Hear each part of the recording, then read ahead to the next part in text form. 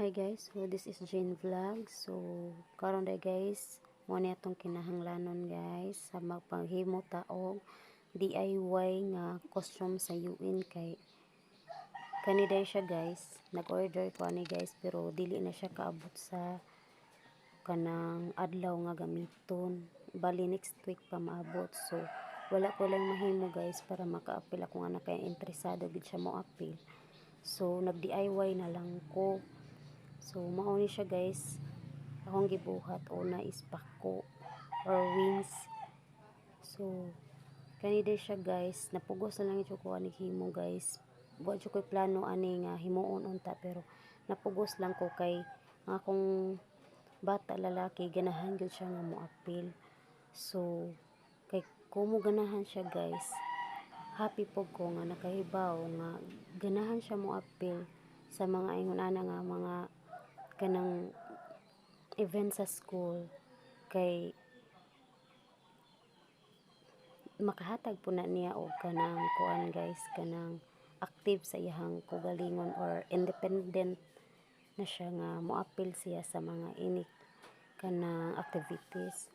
So karon day guys, naningkamot ko nga makaapil gid siya kay ako siyang giingnan nga dili siya nako paapilon kay nibalibad ang kanang akong gipatahi sa iyang costume guys. So mo siya karon ana kong gibuhat. So almost done na day din human na day ni guys ang iyahang pako. So karon maggamit ta og tinfoil guys, dayon atong kuanan og scotch tape, gunting, then stick.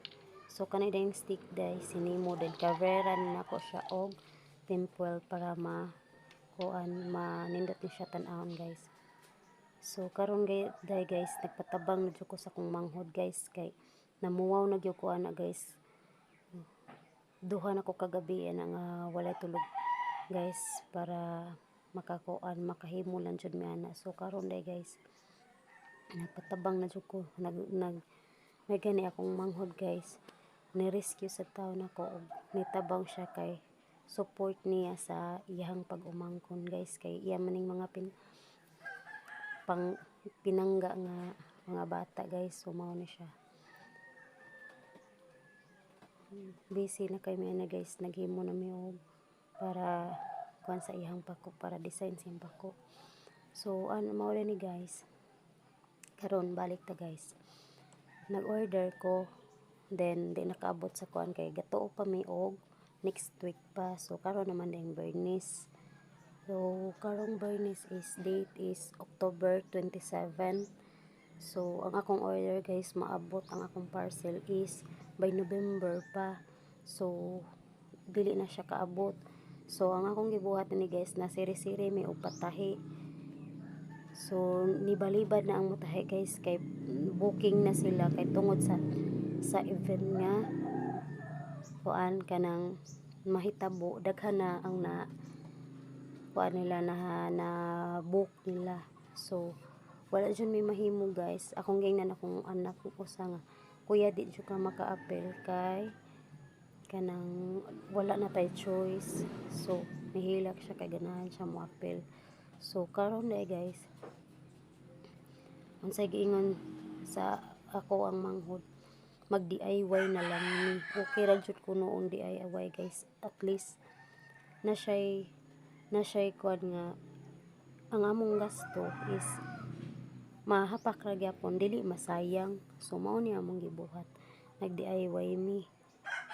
So pagkahibaw niya nga naghimo mi, nag-effort si kuya pod is gikan siya sa school ani kay time na pod sa ilahang kanang review kay kanang pila ka adlaw mag-test na pod sila or exam.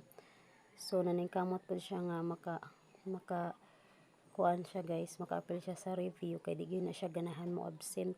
Pabsino na namo mahilak gyud na siya, lahi ra gyud na siya atong pag-declare niya kay di gyud na siya ganahan mo absent. Karon pabsino na siya ay pag-declare niya guys, di ganahan kay na siya mo absent, pero karon nag-kinder na siya, di na siya ganahan mo absent, pahilak na siya pag absinon bisan maglain pa na yang lawas.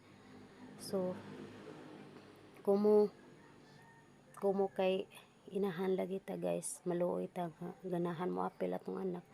So mao na lang ni namuwaw na mi ani 2 days na din na mo gibuhat guys. So pag ikaduha ka adlaw ako na ning gipatabangan sa akong manghod guys, kay di na gid mada din akong manghod ni niingon sad siya gid niingon nga mutabang kuno siya. So pasalamat sa day ko ani, shout out day ko sa akong manghod di ay nga nitabang na ko ani sa para makahimo mi ani. So karon day guys, amo na siyang kuha na ning kamot na mi ani, nagsige na siya papilit, yan na nang giglostikan kay para umugahi nga dili jud siya matangtang-tangtang. Og na problema na siya guys kay tan-aw niya dako ra kay among gihimo. Then mo to ningon siya kay to pa man sa school akong kuya ani, kung nang second born nga anak na problema na siya, naingon siya nga masud ka ni tita or dako ra. So naglibog na mi ani. So mao na siya guys, mo na ang porma ana. So kanang ningon day ko ana guys nga igabot ato gikan sa eskwelahan atong isukod niya. So mao siya guys ang porma sa babaw ana, o mao na siya nga ang hole gid niya. Din na pa na siya lain nga ibutang diha sa kilid guys, diri sa kilid-kilid. Mao na siya, kuangan pa na siya, napagyon na siya ikabutang diha guys sa dapit ubos, sa ubos aning naay kuan. So naghimo na din mi crown, wala na lang ako ng video hey guys, kay taas na kay tong video, ma full storage na to ang memory. So mao din na din iyang baston nakahimo na pud ta, wala na lang ko gikuan og video. So mao rin na siya tanan guys, og iyang outfit na adin na wala nang gipasukod kay nagdudod sila. So thank you guys, then please subscribe.